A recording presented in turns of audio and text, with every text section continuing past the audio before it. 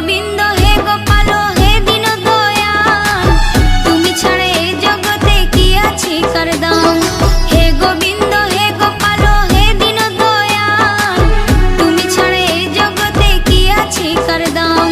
তুমি সৃষ্টি তুমি পালক তুমি অন্তর্যামী, তোমার হাতে নাচে জগৎ তুমি সবার মালিক।